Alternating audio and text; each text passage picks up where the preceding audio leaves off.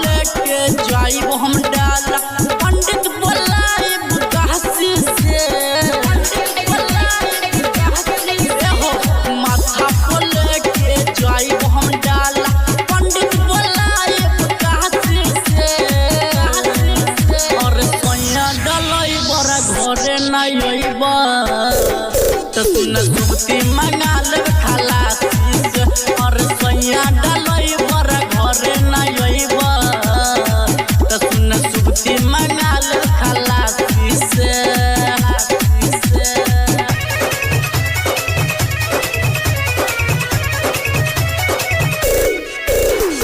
DJ Manish Raxaul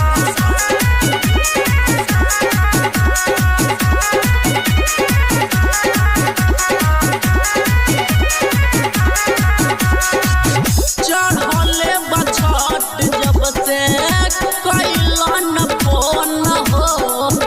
राजा जी हम चुनरी मंगोइने अपन अन लोन हो अपन अन लोन राजा हो चढ़ले बछट जब से कैलन फोन हो राजा जी हम चुनरी मंगोइने अपन अन लोन हो जल्दी से आई घाट पहुँचाई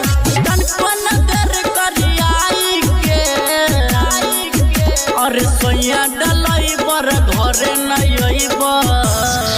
तो सुन सुबती मंगा ले खलासी से और सोया डलई बर घरे नहीं अइब तो सुन सुबती मंगा ले खलासी से मंगा ले खलासी से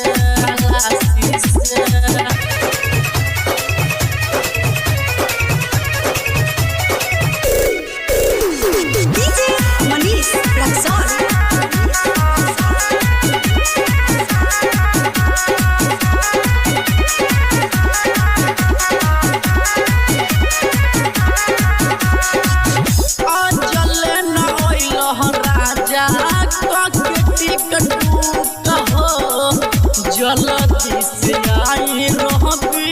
लेके तू सूप हो राजा हो जले न राजा टिकट हो जल्दी से आई लेके तू सूप हो अजित बना के समय में यही हो लेके तू अपना कहानी हो और सोया डलई बर घरे नहीं अइब सुन सुबती मंगा ले खलासी से और रवि डलई बर घरे नहीं अइब